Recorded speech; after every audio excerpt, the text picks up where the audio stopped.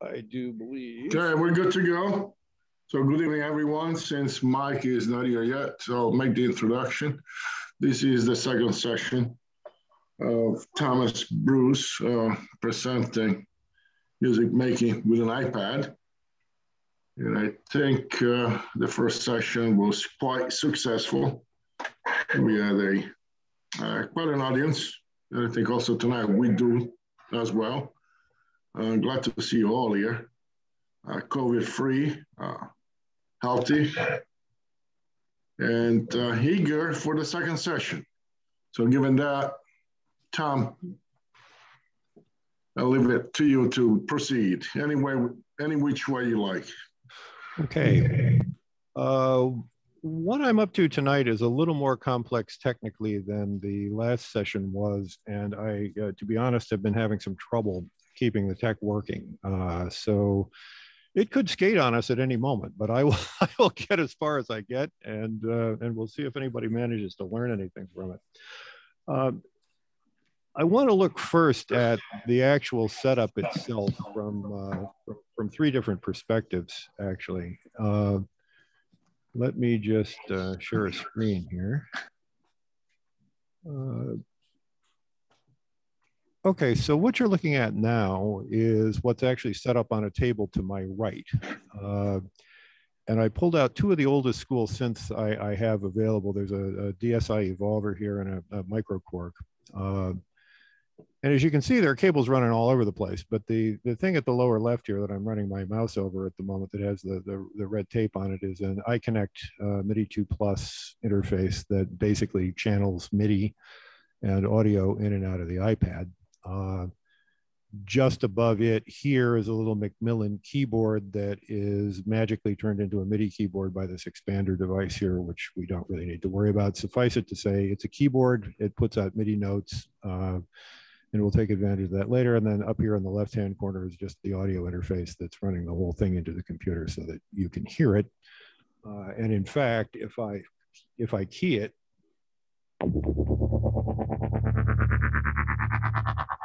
hopefully you will hear it, or at least you did. Yes, we did. Okay, so that's what we're working with tonight. Two synths. Neither of them has a USB connector. They just take MIDI. Microkorg Evolver, interface to the iPad, interface to the computer for Zoom purposes, and a keyboard. So that's the first part of this. Let me now see if I can move to a different shot and show you something else here. So yeah, this is, I have to do the screen again. There we go. This is what the front of the iConnect MIDI interface looks like. It has all sorts of nice little blinking lights that supposedly tell you what's going on. There's a USB B jack here to connect to a computer that's not in use at the moment. There's a USB B jack here that is actually connected to the iPad that I'm using. If you look at the back, you see that it has two MIDI in and out connections for connecting to instruments. And actually, let me show you how I've done that tonight. Whoop, stop that. Come back. There we go. That's a Dodo.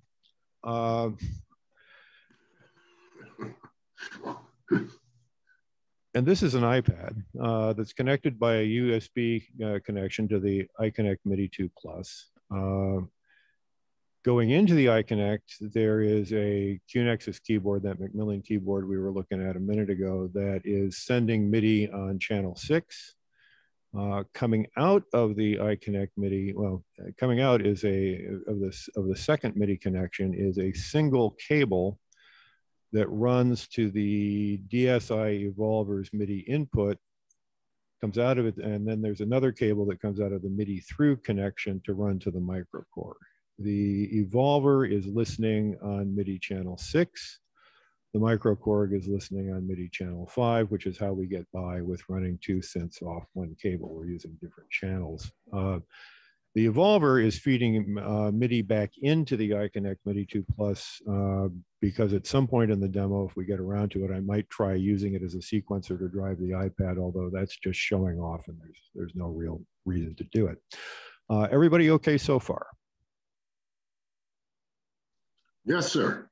Okay, so we've got, sorry? I said, Carl, was all that good. okay?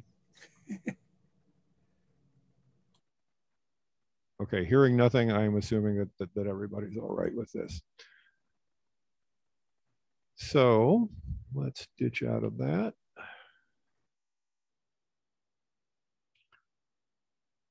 I'm not going to talk about audio routing for the moment because it's complicated and idiosyncratic. And in the case of what I've got set up tonight, it is entirely driven by the needs of Zoom.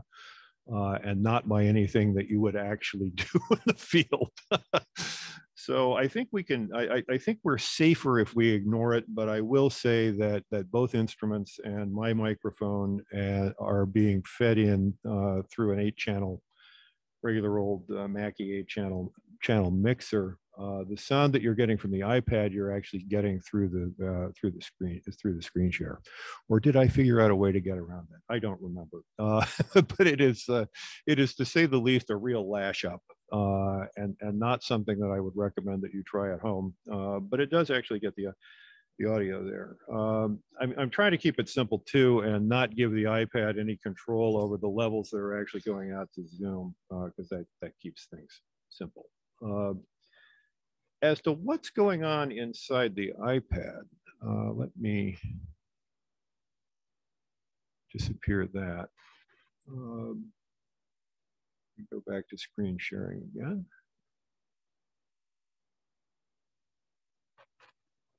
So this, all of you who were around last week will recognize as a view of the ALM setup.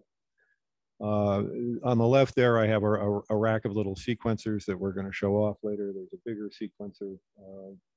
Actually, all the way over here, we have 1, 2, 3, 4, 5 sequencers in the first 3 channels there. Animoog running as an instrument. The Korg Monopoly iPad instrument running as an instrument, MitoSynth, and then just a master bus that is feeding out to the AirPlay thing that you're actually seeing on your screen. If we go into the MIDI connection view, you can see that, and we all remember the MIDI matrix from last week, right? You can see that the MIDI sources across the top include all of those sequencers. So there's Otney, there's 4 outputs coming from something called Fugue Machine that I'll show you in a minute. There's something coming from the virtual keyboard. There is another sequencer called Polyphase that we'll look at in a little bit. Rosetta Collider, and one called Step Polyarp. So basically, I got a raft of sequencers feeding MIDI out into this grid from the top and sending it to various destinations, most conspicuously the first MIDI jack on the interface, because that's what sends it out through the cables to all of the instruments. I've got one of the sequencers pushing MitoSynth and so forth and so on. Again, is that straightforward enough? Everybody understand what's going on? Yes. Okay, and as you know, we can very easily in ALM reroute things just by touching the appropriate intersection. All right. Just a quick question, Tom. Sure. Okay, so this program here shows you UX Play is called this app. UX Play is the thing that I'm using to do AirPlay sharing to my desktop for Zoom purposes. So that's all that UX Play is doing, is making the screen of the iPad appear to you in Zoom as a screen share, basically. Okay, and this application here is called Hum. ALM, A-U-M, yes. There you are. Very good. Thank you. Okay. So let's just see what happens if we try one of these. How about, let's start with,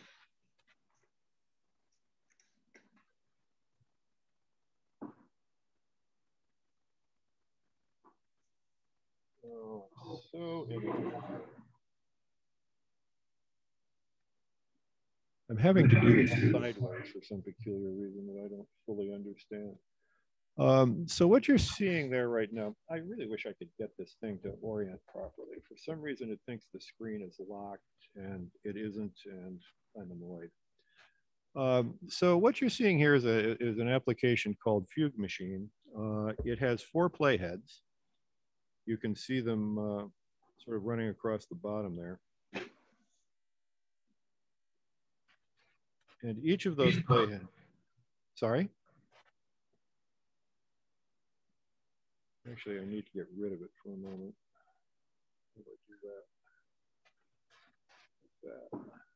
I have to start the transport. I'm sorry, this thing is driving me crazy. See if I can shrink this down a little bit.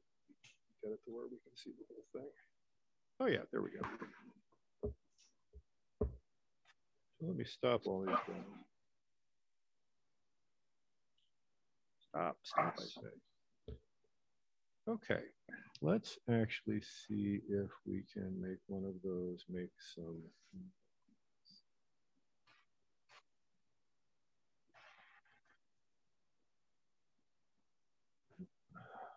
Apparently not.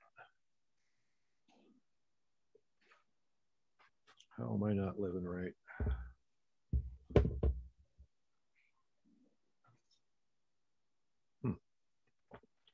Excuse me?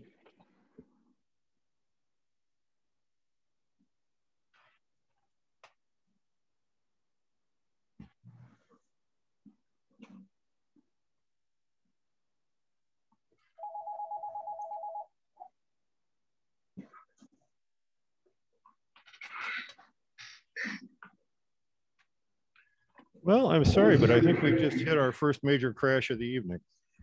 Let me try something a little simpler. Oh, well, that would explain a lot. Now it's probably actually sending MIDI to stuff. Huh. Something odd is going on here.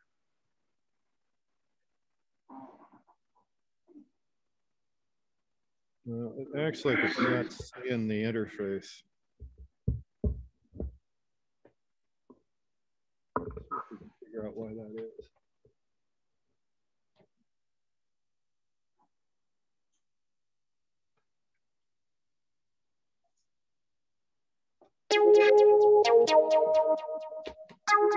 There we go.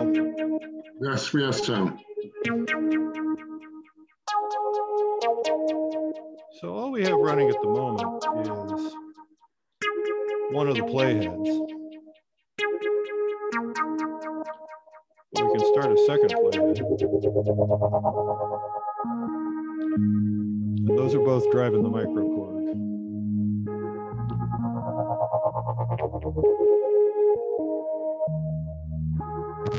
Now a third, driving the DSI.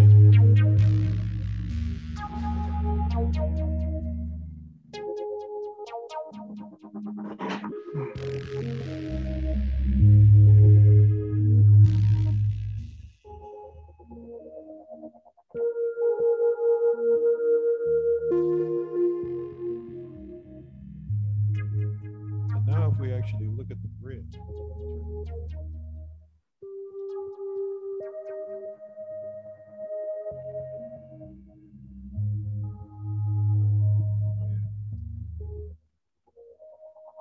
so if you actually look at what's going on in the grid there, you can see the various playheads sending MIDI notes at different times along across the top row there.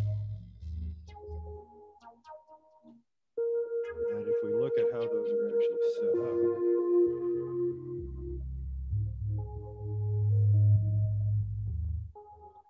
you can see that I've got playheads 1 and 2 going to MIDI channel 5, which is going to the microchord, and 3 and 4 going to channel 6, which is going to the DSI.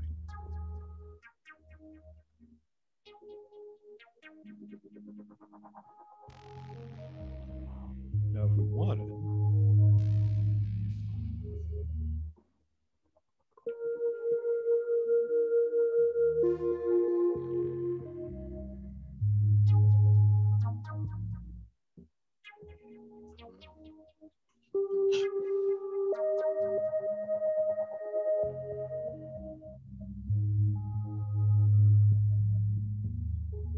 set up Animo to work on channel 5. Maybe that's a distance.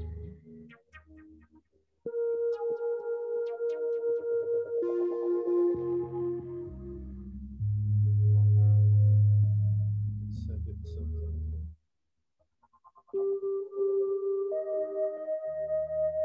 And now we've added Animo to the mix, so to speak.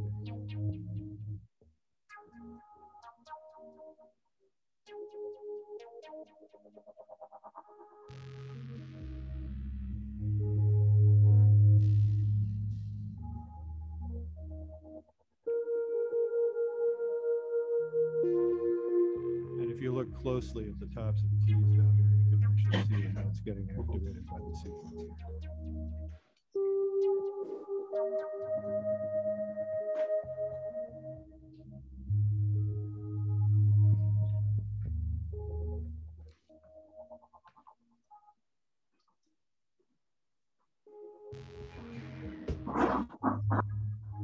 All right. Let's stop there for a second and see if anybody has any questions they'd like to ask at this point. So in the Fugue Machine app, you've got the different playheads, and they're outputting different channels.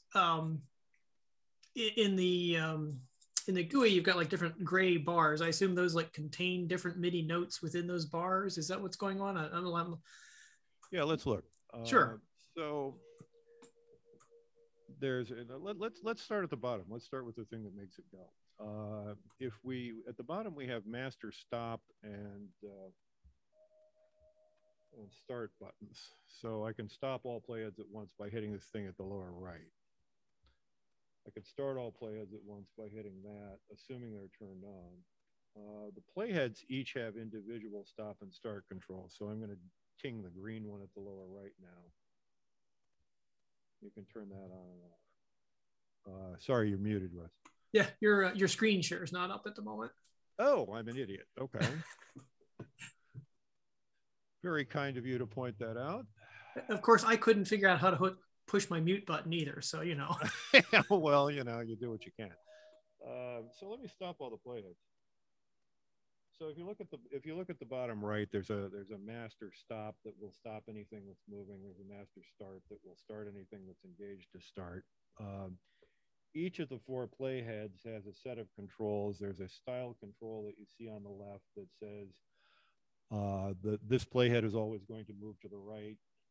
This playhead is always going to move to the left. This playhead will go back and forth in one pairing, and this playhead will go back and forth in the other one. You can do variations on the tempo. This one is set up to basically play quarter notes. I have no idea what that start is. I think it's start on the first bar line. Have no idea what invert does. I think it actually inverts the pattern. Octave control is obvious. This is -1 from wherever the pitch is set. You can change the pitch by an arbitrary number of half steps. And then these up the side here are all the notes. So you're seeing bar lines going, it's basically a piano roll. You've got bar lines going across right to left, and you've got notes going up and down. And of course, I just have a very simple little pattern here. Let me just start the blue one and maybe turn this up a little bit so we can hear it.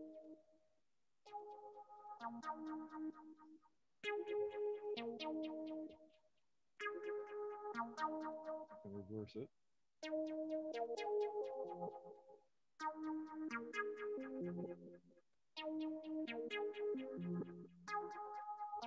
Or I can make it go back and forth.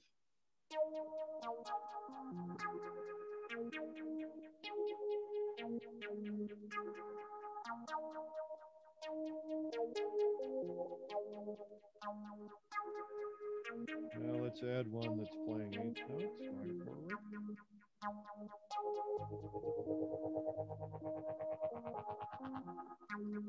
Is it playing 8 notes? No, it's not. also pitched down 2 octaves.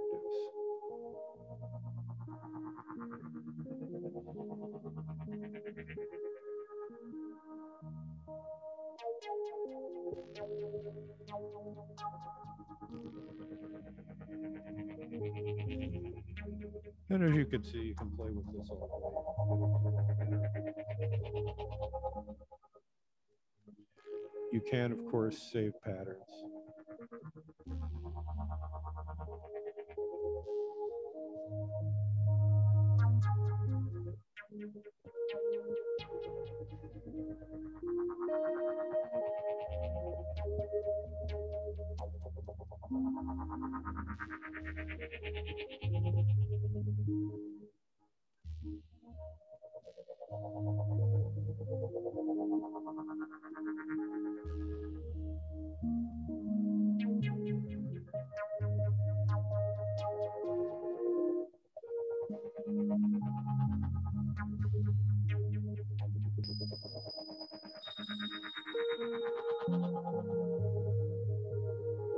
I'm too fumble fingered to get this octave thing to work properly.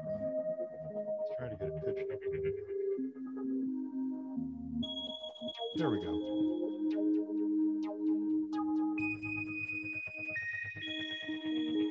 So Russ, is that a bit clearer? Yeah, I guess what was confusing me, I didn't realize that each of the playheads could have different transpositions, and that because I was looking at it, I was like, well, where are all these different notes coming from? And that now I see. Yeah, and some of that, actually, some of that too is the microchord, which has some kind of internal arpeggiation in that patch. Oh, right, of course, of course. So you're getting a little bit of that and some filter stuff going on too. Yeah, yeah. Very, very neat sound.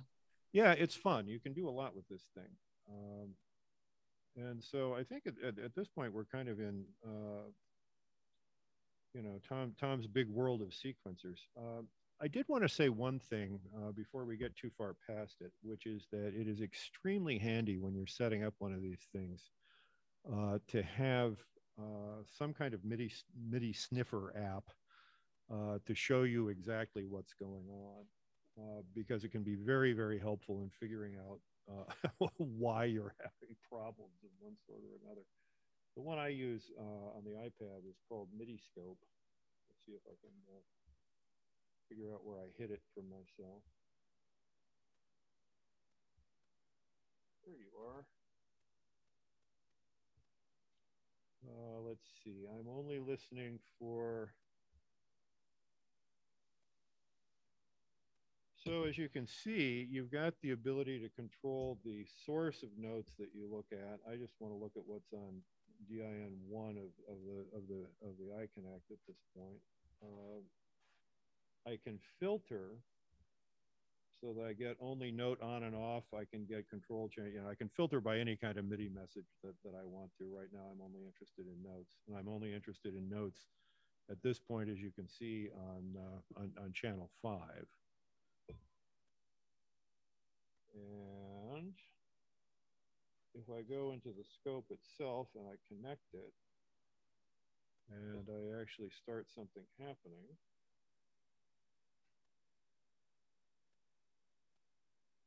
which requires more motor coordination than I actually have. Okay, so theoretically, we should be able to see a bunch of stuff happening on channels 5 and 6. Is that true, or is that just a filthy lie? Well, I'm not seeing anything. Let's look at all channels. Oh, you know what? I bet I have to go into Yep. Yep, I do. And let's just connect everything we can possibly know to this thing.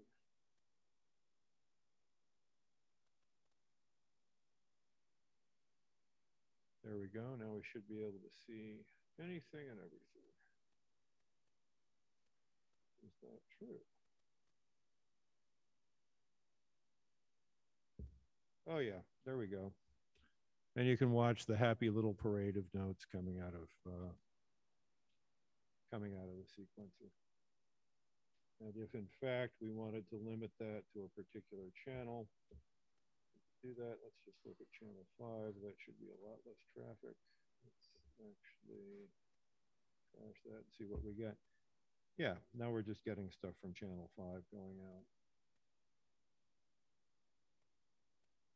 So it's a very, very, very handy debugging tool when you're not at all sure what's going on with your MIDI stuff. And you can find MIDI sniffing applications for basically any platform. I don't know, do any of you guys have favorites of your own?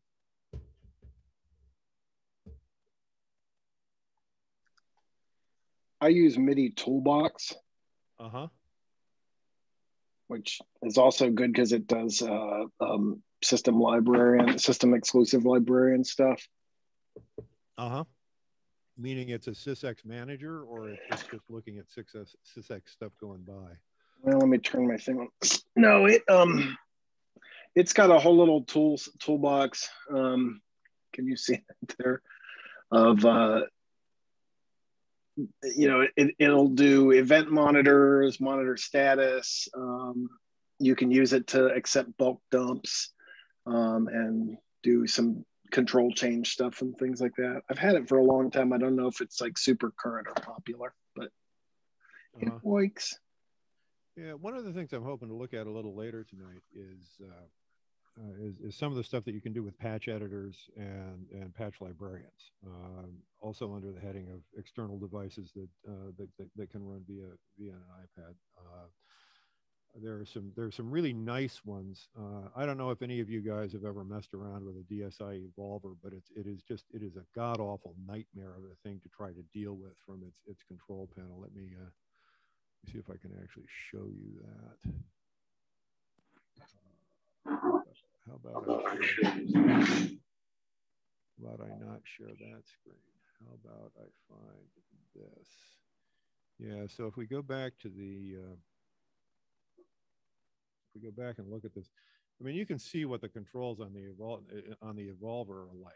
It's this nightmare of a grid system that has controls across the top, and then you select banks in crazy ways using the buttons down the left-hand side, and it's a huge pain in the ass to actually do any sound design on the thing. But I'll show you that later. These kinds of external applications that take advantage of MIDI stuff to do library work and that kind of thing are really great and really, really, really helpful. So, other questions about any of this nonsense so far? Okay, so far?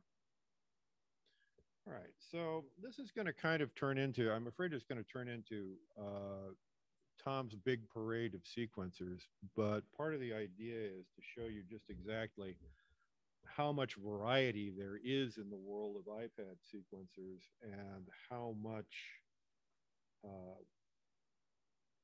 relatively easy they are to use compared to having to do all that stuff in knobs.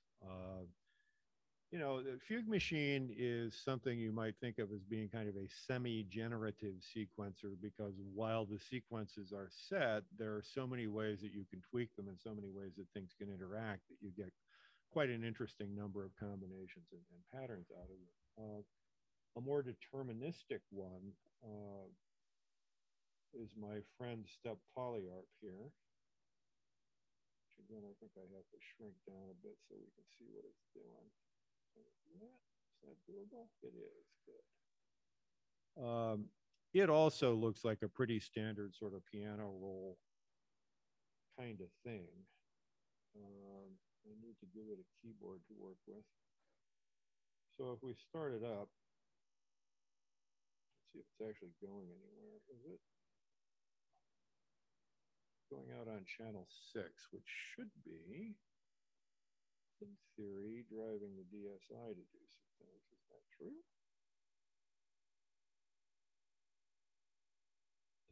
Possibly.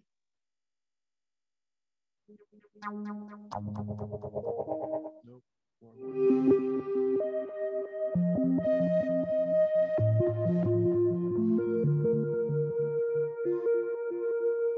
So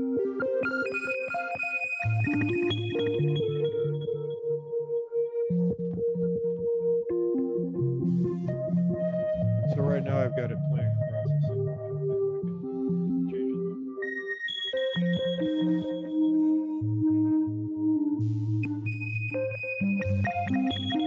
I can add multiple notes. I have available to me 1632 step patterns that I can make of any length. As you can see, they're pitched. Relatively speaking, the thing is essentially acting as a pitch.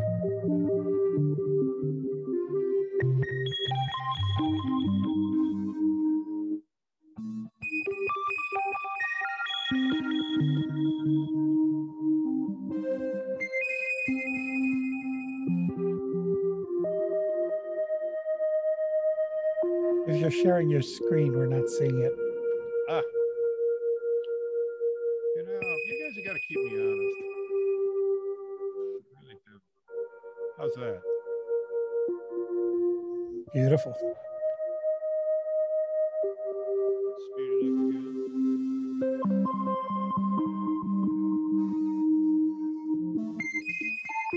And there are a million different changes that I can do on this. I can change a note order for things that are tied. I can tie notes together. Also available to me here is not just patterning the notes. I can also change modulation for each note. I can change panning for each note. I can get aftertouch in there, pitch bend, etc., etc., etc. Each of these can be set up to be probabilistic. You can divide the step to get a little stutter effect.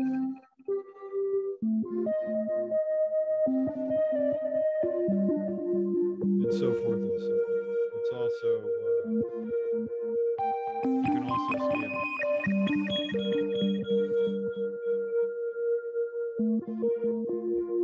It's a very, very nice little sequencer. Tom, can you adjust your volume, please? Would you like me louder or softer? Your voice a little louder than the music. Right now, Okay. you're drowned by the music. Yeah, it's good now. Yeah. Okay, we got it way down there. Okay, so other questions about this as long as I got it sitting there? Oh, looks great. What was the name of this app? It's called Step PolyArp, Cool. which I think is meant to be a functional description. You can see its name actually right up at the top of the window there, where my mouse is waving back and forth. Yep.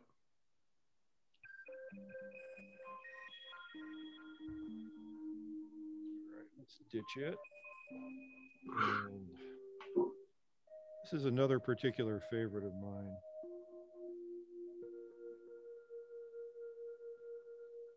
Oh, you know what? I'm going to have to talk this thing out again.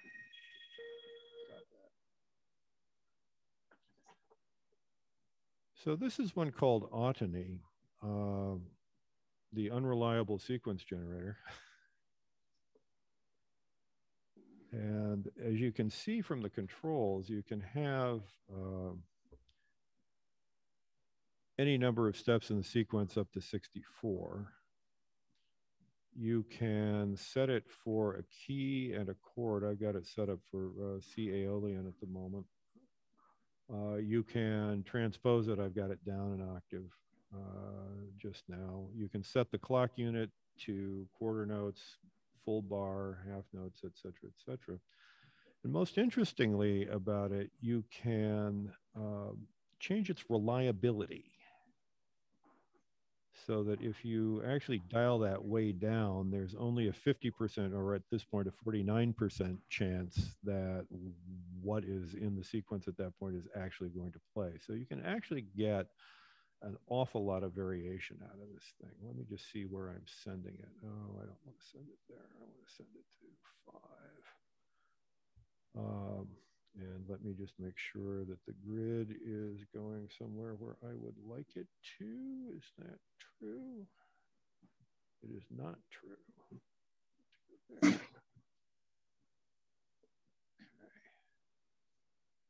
So now in theory, if I turn up the microcord,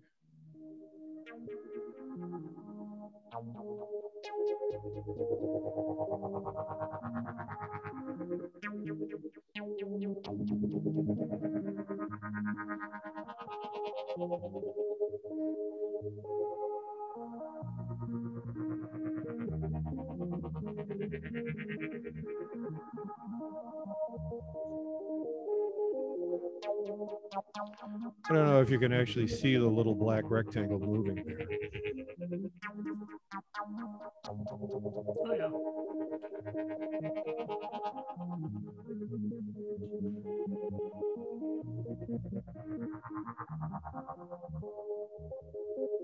So playing with the chord a little bit.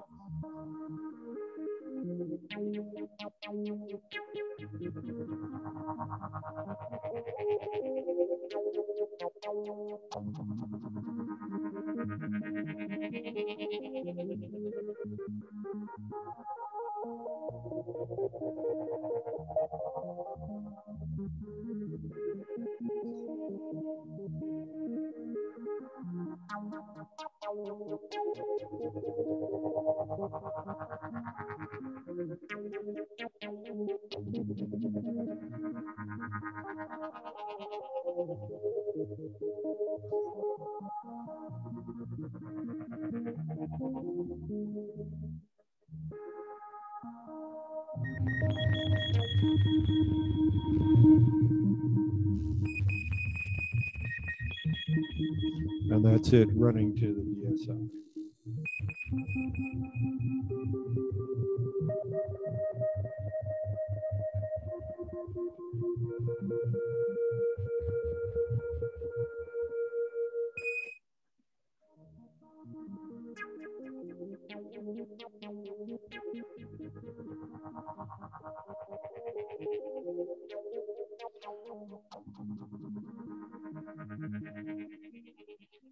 Okay, let's pause there for questions for a second. Anybody got any? Yeah, Tom, I have one. It's a little, I mean, I've always thought as apps, but some of these apps are standalone and some of them work more like VSTs. I mean, there's distinctions. Some generate sound, some just send out MIDI. And how do they work with OM to achieve that? Well, is basically set up as a hosting program. So if I go to add another channel, you can see that I get my choice of do I want to do an audio channel, do I want to do a MIDI channel, or interestingly enough, I can save entire track strips with the with the instrument, the effect, and so forth and so on, and import those if I want to. If I have standard setups, standard track strip setups that I want to use from session to session. But in this case, I'm going to add a MIDI. I'm going to add a MIDI thing. If I hit there, I get a menu that offers me either audio unit type MIDI processors, AUs, or audio unit extension type processors that tend to be a little more ambitious. If I were to have declared this, let me get rid of this. If I were to add an audio channel,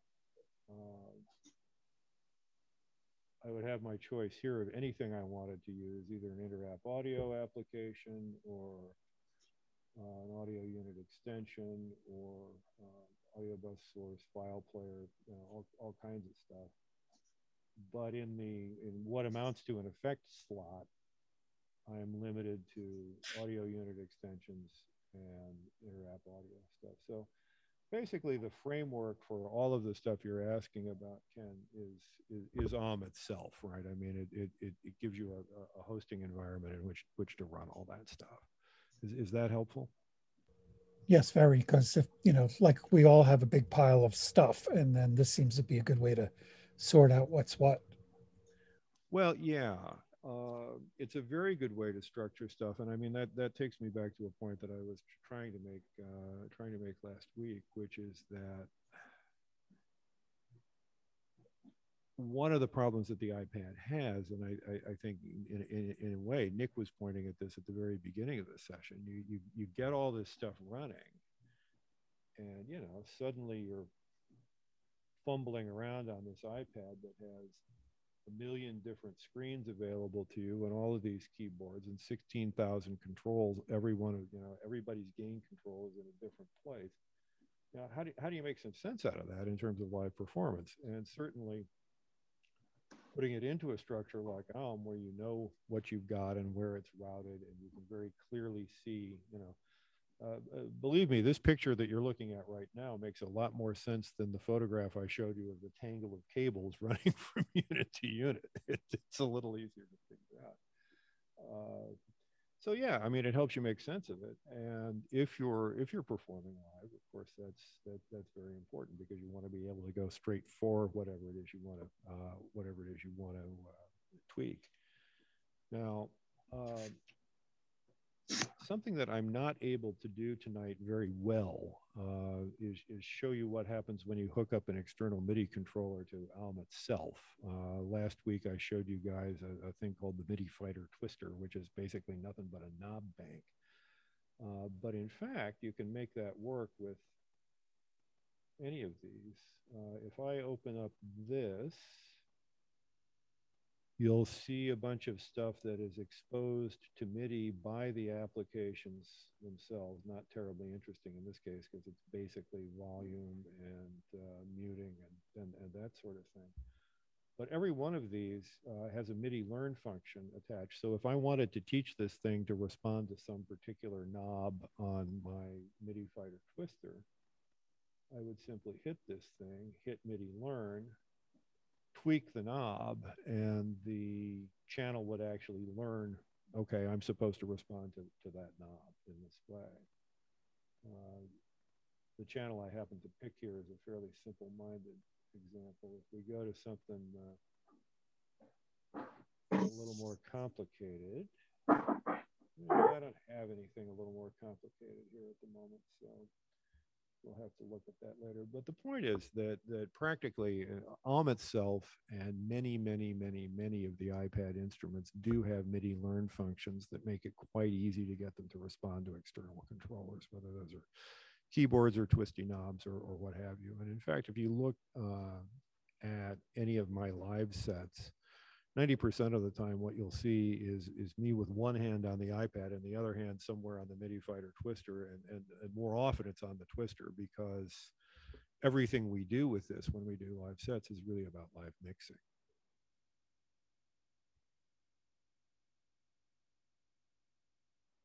Any more questions while we're here? Ken, are you happy in life? Oh, very. Yeah, this is brave new world for me. So thanks for the potential's all there. Yeah. Now, from here on out, I mean, it's really about dumb little sequencers and what they do. I haven't been working with this one from Rosetta long enough to really have any idea what the hell it does. But it seems to be pretty good at generating quasi-random stuff. There's a whole suite of these in the Rosetta sequencer suite. They all do different stuff. This is the only one I've really messed with. And I don't know, let's see what it sounds like. If we can get it going out on some channel we might like. How about 5? Do we have a route for that? Oh, Rosetta, where are you?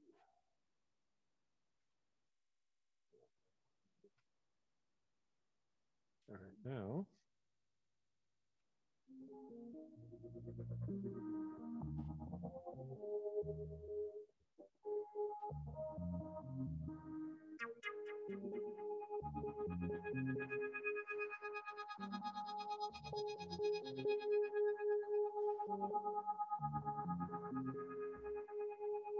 Okay, so now that's just the collider. Let's see what that looks like on the actual screen. Okay, anybody who can tell me how that visual display translates to what we're hearing gets an extra special prize.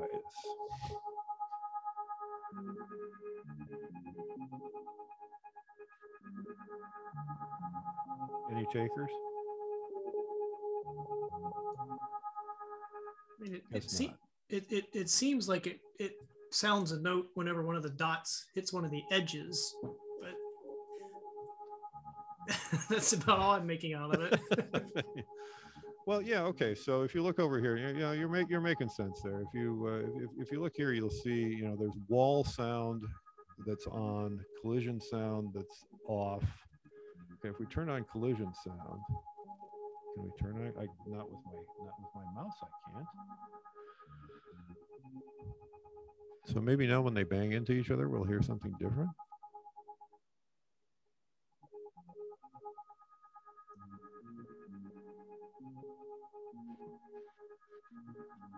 All right, I'm going to increase the number of hadrons. I have no idea what that does. Makes collisions more frequent.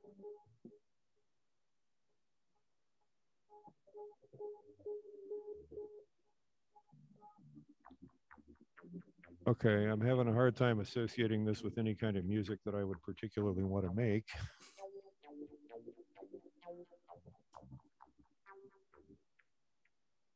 All right, enough of that. Yes. More dots equals less sound for some reason. Yeah. This is one called polyphase. And I actually need to dive in here a second and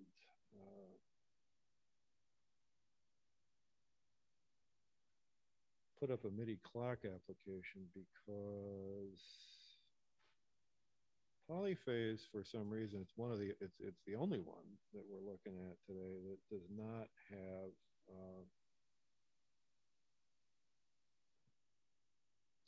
Ableton Link.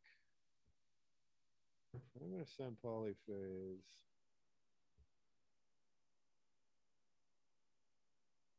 some clock.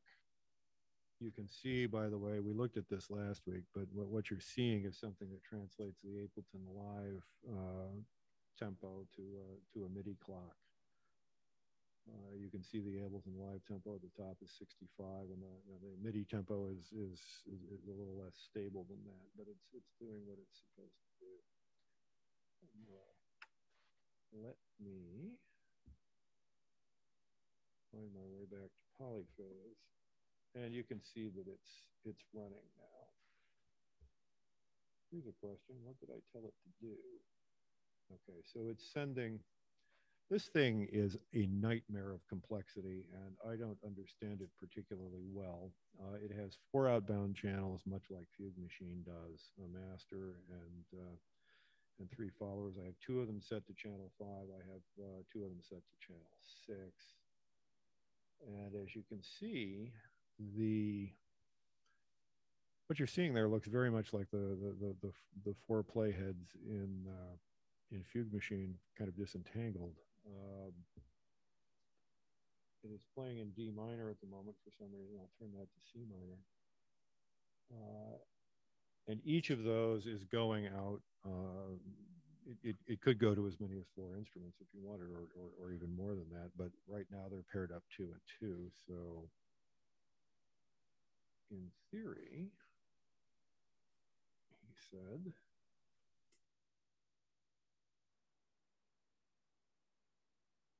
not. Oh, I know why this isn't happening. This isn't happening because Tom, who is not very smart, the way polyphase is mapping,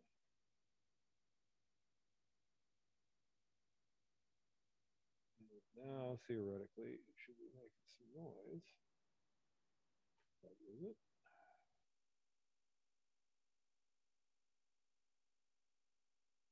Sure doesn't seem to be.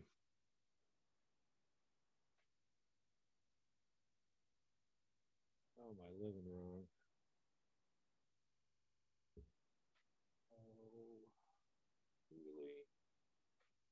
Guess what? It pays no attention to the owl routing grid. You have to do all of its MIDI stuff in its MIDI panel. There are about 10,000 ways you can make this thing sequence differently. There's an hour-long tutorial that is linked from my tutorials page that, to be honest with you, I have not looked at yet and probably should have preparing for this, but you can definitely do some very, very, very interesting stuff with it. It's quite complicated.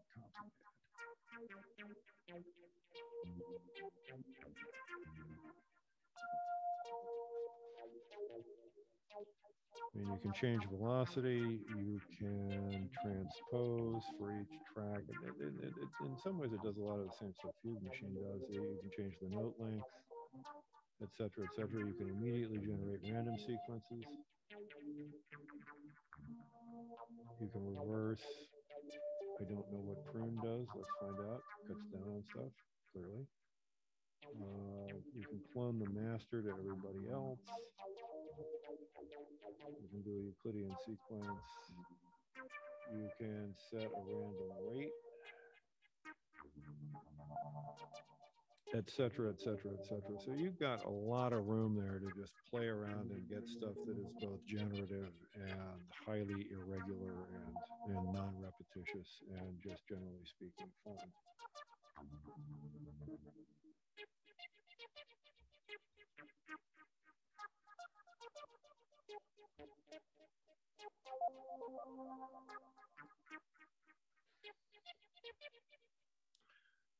Okay, I think I've shown you guys a very small selection of the approximately 10 kajillion sequencers that are available for the iPad. But another one worth mentioning, actually, we saw last week, that is patterning the percussion thing. It can actually be used as a sequencer. And if I wanted to do polyrhythmic stuff, that is definitely how I would do it. Because it's just so easy to do polyrhythms in that thing. But like I say, there's another 50 sequencing apps out there. There's stuff that is designed to look like your favorite hardware sequencer. There is stuff that is designed to look like nothing else on Earth. There is stuff that is deliberately designed to make it hard for you to figure out how it works. You know, there are any and all levels of perversity and utility out there.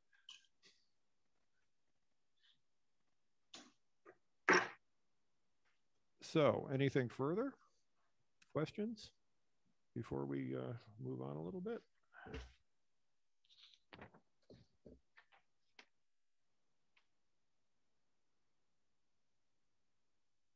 You guys are awful quiet.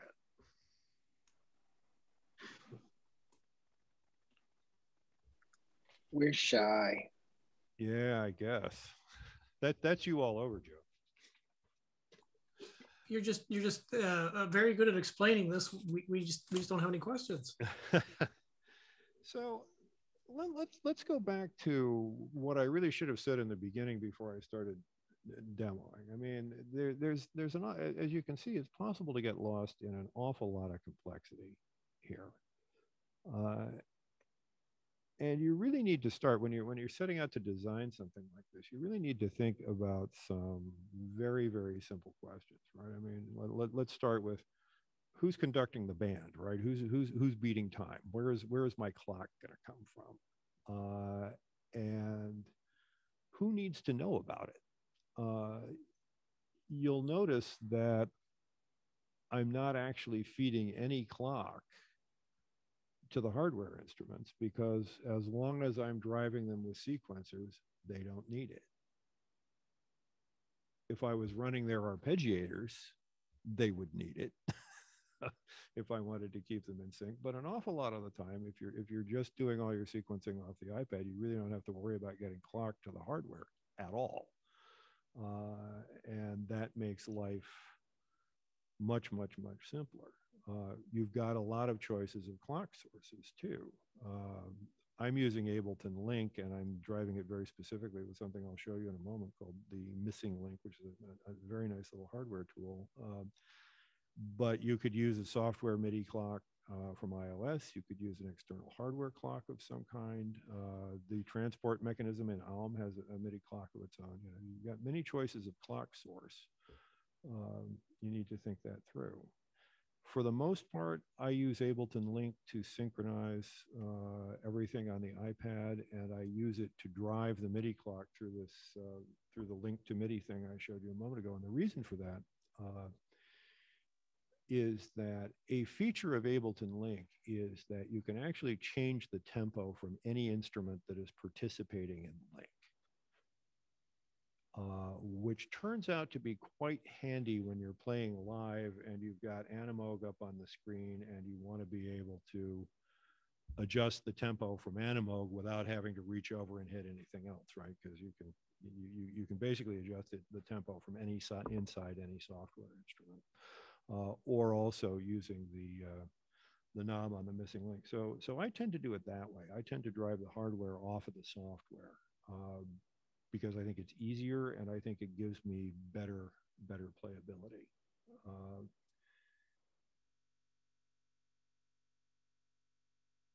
You know, as I say, you also need to think a little bit about what really needs clock and what doesn't.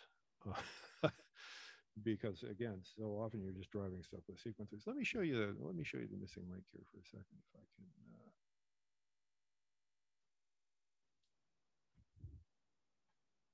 Let me do, this time I'll remember to share the screen. That'll be helpful. There we go. So this is what the thing looks like. It's got this big knob in the center that basically adjusts the tempo. It puts out USB MIDI, and it also puts out CV. Runs off USB power. It has a variety of settings that you can access basically via that front knob, and you can set up, you know, how many pulses per quarter note and all of that stuff you want. I've used one of these actually to drive the little teenage engineering pocket operators. You can actually sync using this. What's so nice about it, though, is that it has built into it its own Wi-Fi access point. It can either work, you can either do Ableton Link via whatever Wi-Fi you have running, or it can be an access point of its own. That latter trick tends to come in very handy when you're working in a venue that either doesn't have Wi-Fi at all or doesn't have reliable Wi-Fi, which is very often the case in bars where the millennials are connecting and disconnecting their phones every 13 seconds. So it's quite a handy little thing. It's a nice piece of engineering, and we've used it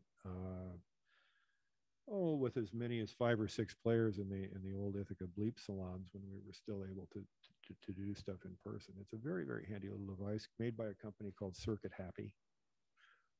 And really nice if what you want to be able to do is tie Ableton Link stuff together with, well, first of all, across multiple machines, but secondly with hardware. Very, very useful little device. So I guess, you know, to put a kind of benediction on this whole thing,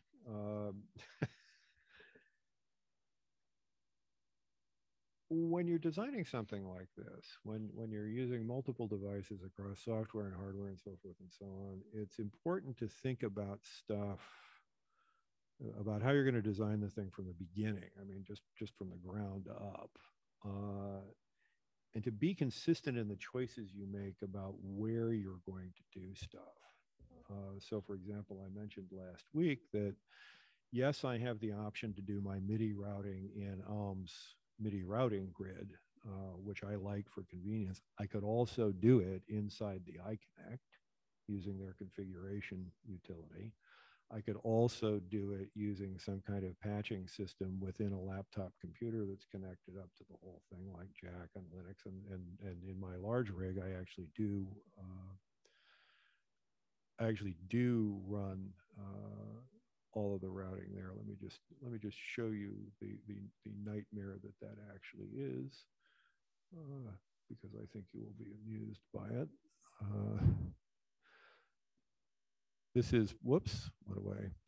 This is part of what the patch on my large rig looks like. it gets very it gets very silly from there. But the point is that you just need to be very consistent about the choices you make in where you're going to do routing, how you're going to do routing, and that sort of thing, because that will save you enormous amounts of time, particularly on live shows. Charles Schreiner and I were once joking that we were probably the only two people in our circle of musical friends who would ever take a road rig and take it apart and put it back together 5 times just to be sure that we could. That comes from touring. And I have to say, there was actually one point in my opera production management days when I sent a change order into a scenery shop. It was a $5,000 change order, and its only purpose was to ensure that all of the bolts in the set were the same size. And the reason for that is that when you have 4 hours to set up the Barber of Seville, you don't want to be looking for the right size bolt. And when they, as they inevitably do, when they all get stripped, you want to be able to deal with that with one die set. So I'm very much in the mindset that says, okay, well, figure out what you're going to do, figure out the best way you're going to do it, and make sure it's kind of all in one layer, someplace accessible, and that you stick with the program, because otherwise, inevitably, you're going to be having one of those moments that we all do, unfortunately, all too often, where you've got 5 minutes until the show's supposed to go off the line and nothing is working, or some significant thing is not working. And so I'm a big proponent of, okay, there are lots of layers here. There are lots of opportunities for flexibility. It's all in software. All of that makes all kinds of things available to you. But for God's sake, make a decision about where you're going to do it and be consistent about where you're going to do it. Because if you don't, it's a living nightmare. Questions? Comments? Donations? Yes, donations. All right, I got one more thing I want to show you, just to give you some idea of what's possible. Where do I have this thing stashed? This is going to take me a second to find. Ah, there it is. Okay, let me just, for the sake of amusement, remind you of what the front of that evolver looks like. You've got 8 knobs across the top, and you've got, I don't know, 10 or 12 rows of things, all of which are bimodal, depending on how many times you press that button. All of which control filters and VCAs and this and that and 19,000 other things you can think of. And trying to do sound design on this thing is a nightmare. However,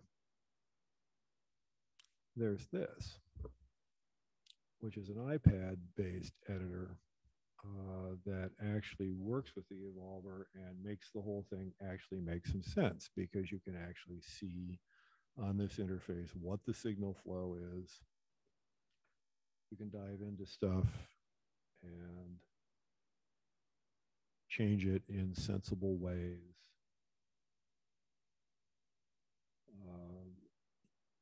And it writes and it reads and writes patches directly from the instrument using sysax, as Joe was alluding to earlier. It's just a very, very, very, very helpful, handy way to do that. And there are a surprising number of instruments for which these kinds of editors are actually available. Let me see if I can.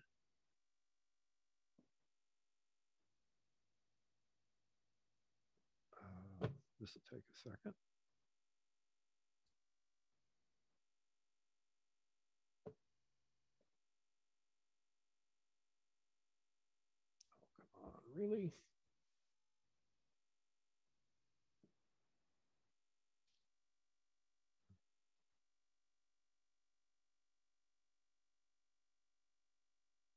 Sorry, I should have had this up in advance, but I didn't.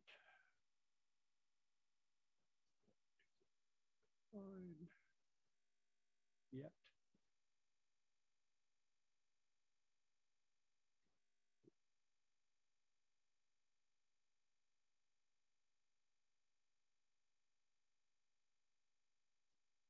So this is, these are some that I found in about the first 15 seconds that I was looking. These are all patch management tools that work from the iPad and can be used with various hardware instruments. So for example, Sound Tower. Yeah, I don't care. I don't care. So Sound Tower has done some for all of the Dave Smith instruments and for the Kurzweils. This one, there's one for the Virus and Virus T1 from Access. This patch-based editor, I mean, it covers 1 million of them.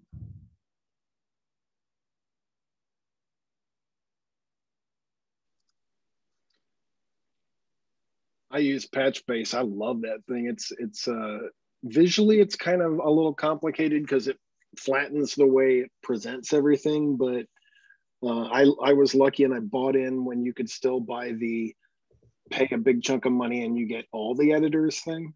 They don't do that anymore, huh? I think now they either want you to subscribe or you buy individual editors. Although even still, I mean, the cost of the editors is not a lot considering what you get out of it. I mean, like it's killer with the Casio CZ architecture.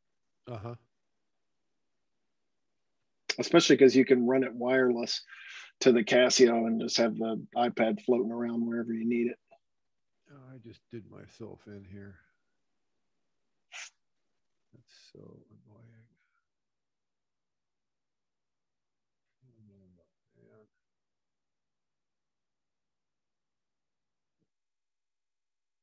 Yeah, anyway, there were a couple others there that I was going to show you. Oh, here is the link. Duh. 1 second.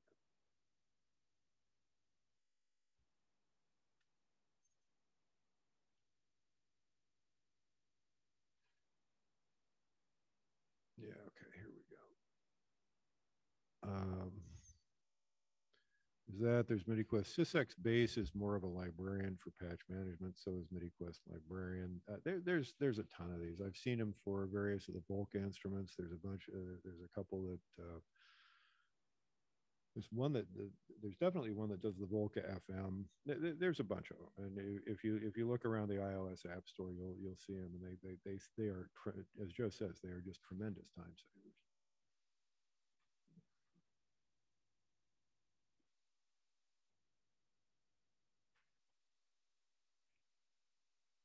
Okay, I think I'm running a little short.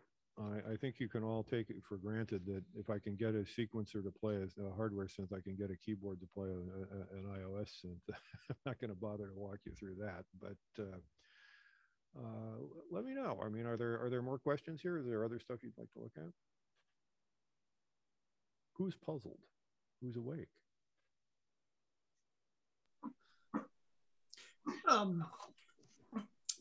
Just one thing, as we're talking about editors, one thing I found, and I've only done a little bit on the iPad, but I thought I'd mention it since no one else has, and maybe you guys have already seen all this.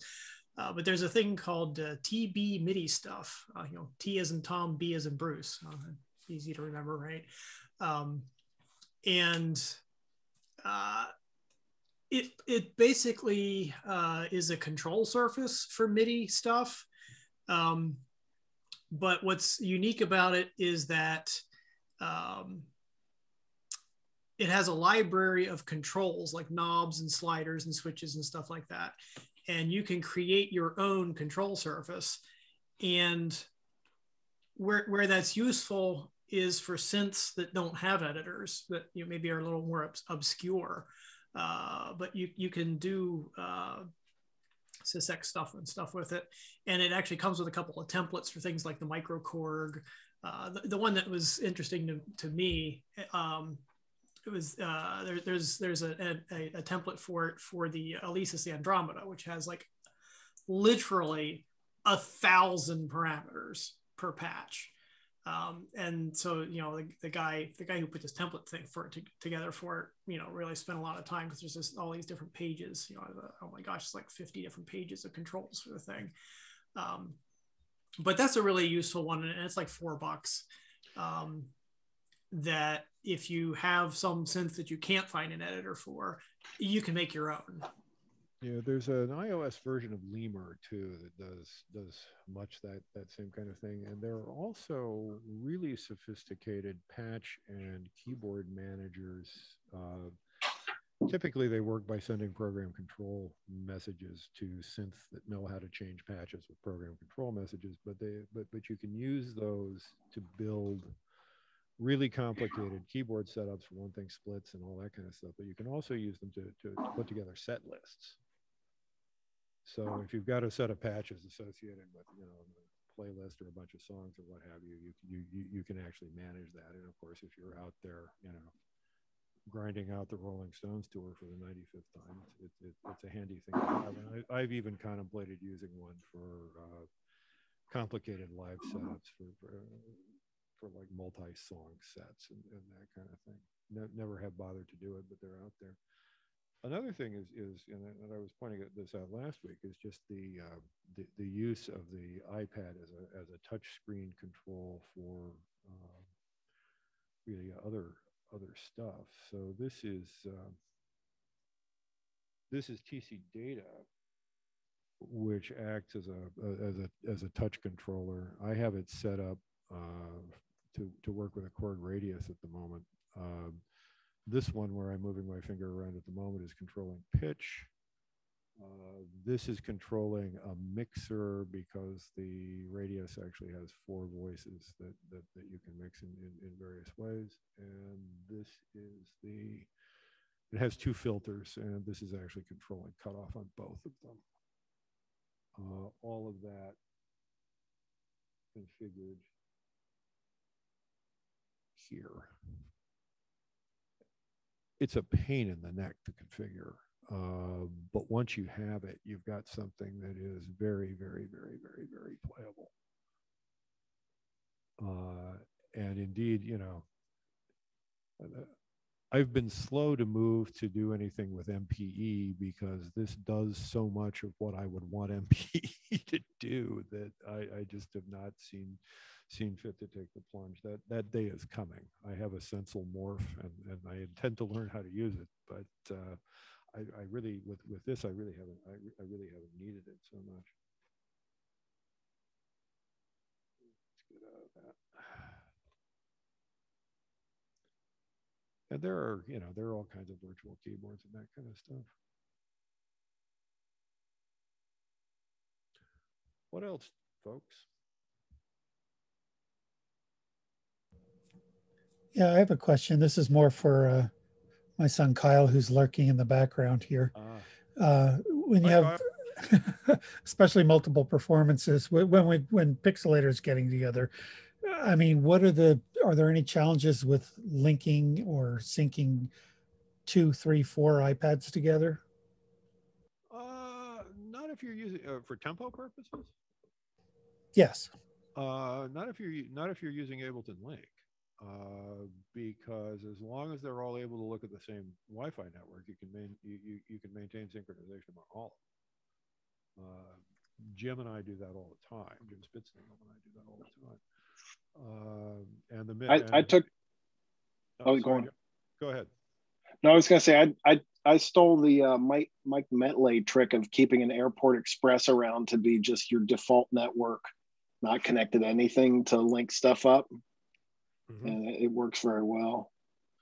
Yeah, the missing link can serve that role too, actually, because it's got its own Wi-Fi access point.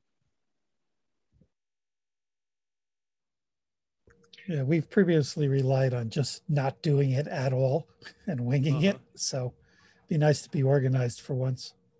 Did I see a leak? Did I see a look of confusion on Joe's face when he said that device name, missing link?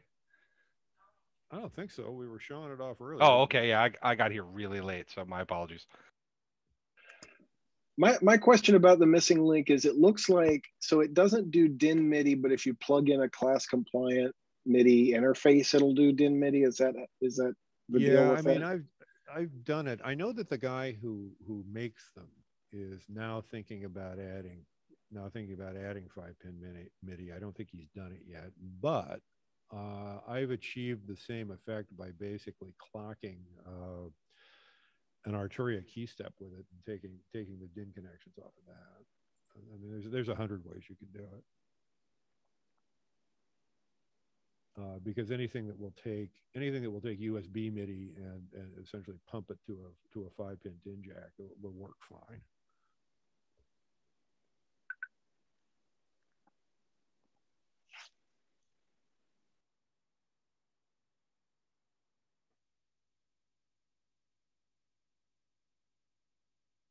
Any other last-minute concerns or questions? Falling a little short of the hour, but that's okay with me if it's okay with you guys. Are we doing another session of this? I don't know. You want to? And if so, what do you want to do? How much masochism are you in for? Well, I'm kind of curious. You know, it's like my big thing is, if I can point my camera areas, I'm using my launch control with everything, and I figured out the wiring problem by just not wiring it. So I'm curious sometimes what people are doing in terms of, you know, getting that hardware control into their stuff. Because I'm using a Focusrite dock, which for some insane reason they didn't put DIN MIDI on or any other way of getting stuff out except a host interface. Oh man. So okay. And I think everybody has stopped making docks. Basically, that market looks like it dried up. Yeah, I mean it's funny. It looks like it's changing. I went and looked at the iConnect line of stuff the other day, thinking, you know, I wonder what they've done with it since I bought in. And the fact is, they've discontinued most of the stuff I'm using. I suspect because USB MIDI has become so much more common. Honestly, putting this thing together, which has been something of a nightmare because of the way AirPlay behaves with the iPad and so forth and so on, you can do complicated routing without a laptop. I don't think I want to anymore.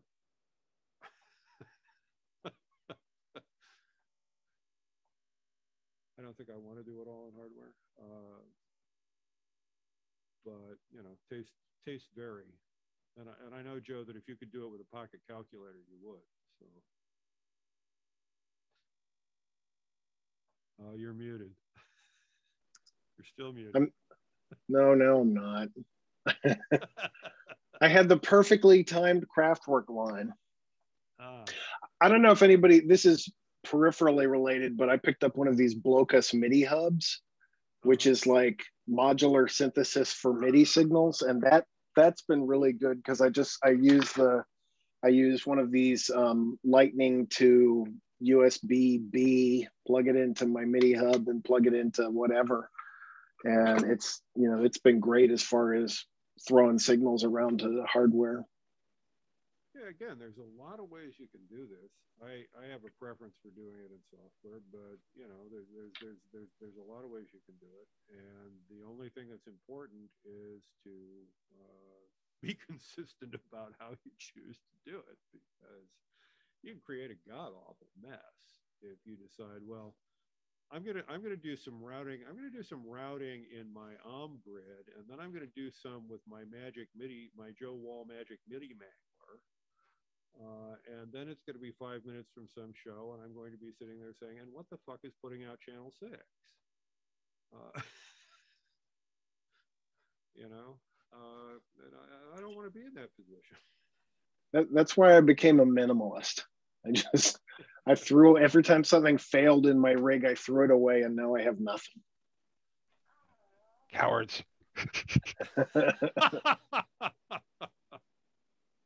I'm kidding. I totally understand. My next gig is if the car's not full, it doesn't count. Oh, I'm I'm the counterpoint to you guys. I'm like, can I do a whole gig with just a black box? Oh, don't think that sometimes I don't do that, because I do. I completely get it. Joe has a small car too. Hey, I love iOS music. And I love making iOS music, and it's great to just take one device, that can almost fit in your pocket. It's fantastic. I mean, almost.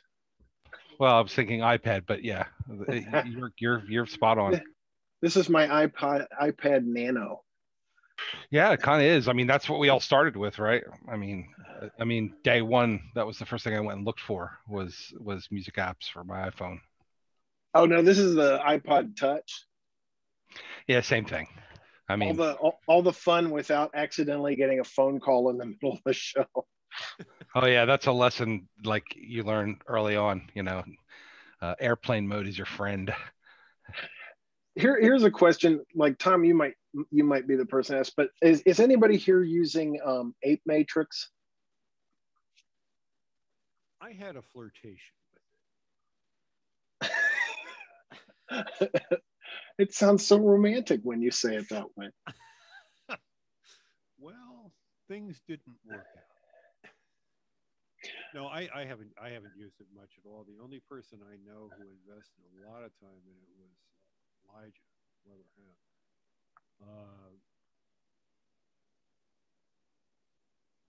I have heard it described as obscure. It's definitely, once you're in that Apesoft aesthetic, it's kind of easy to figure it out because it works the weird way that all Apesoft stuff works, where it's like, why does this need an LFO? What is it? It's just a routing matrix that works kind of the same way as Elm, but Apesoftier. So it's just. I'm trying to think if I actually have it installed on this iPad. I have to call the Oxford English Dictionary now and tell them there's a new word. Apesoftier? Yep. Yeah, I want credit. Oh, you definitely will get it. I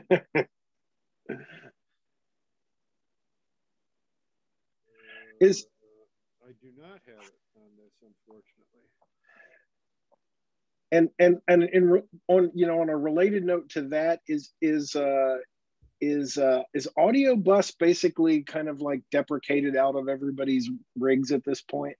Well, it was certainly deprecated out of mine until I learned that it would do something that I thought I wanted it to do, which is to allow you to route audio to both the USB and the headphone connector at the same time, which it will do in multi-route mode. It just won't do that and also do AirPlay, which is why I couldn't use it for this.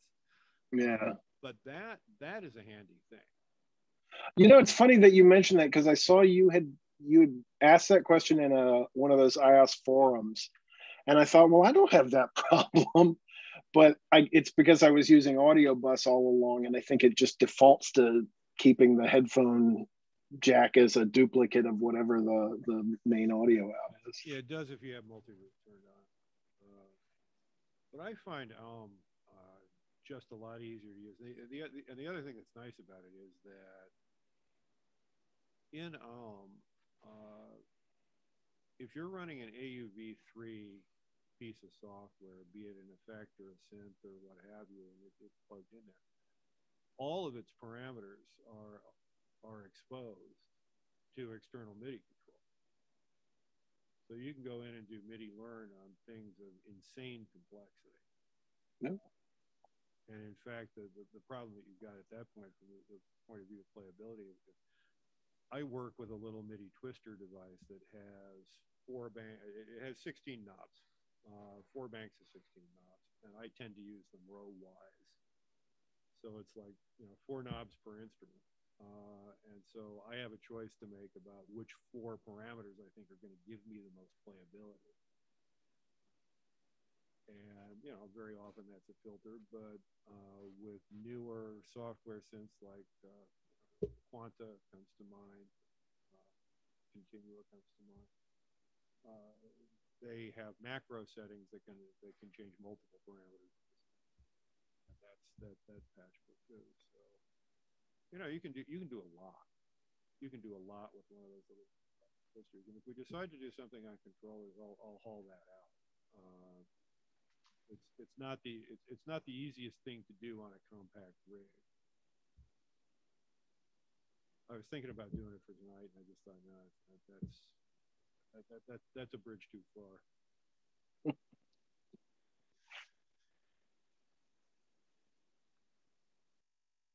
Anything else, gentlemen?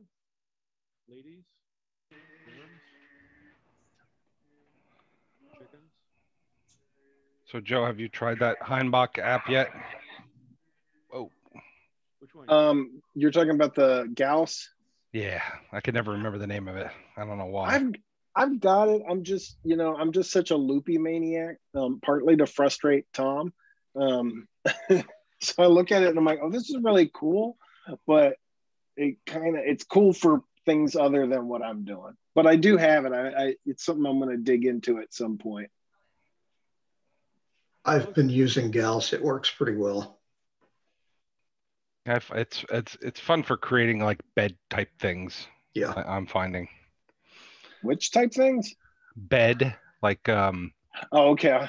Like you could use it to create loops that you could export to use somewhere else. You know, like I like creating weird things that I could put into my Morphogene module, if you know what that is. It's like a granulizer looper weird Eurorack module. It's difficult to describe. Cool.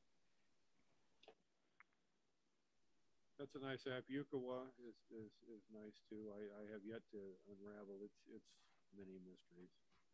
What's it called again? Yukawa? I don't know. Is it like a Japanese word? Like I'm fishing for spelling.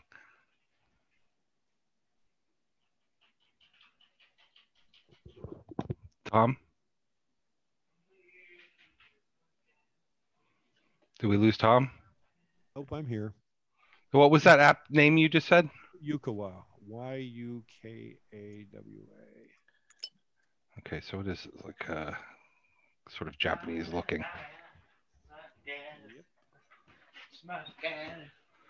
Check it out.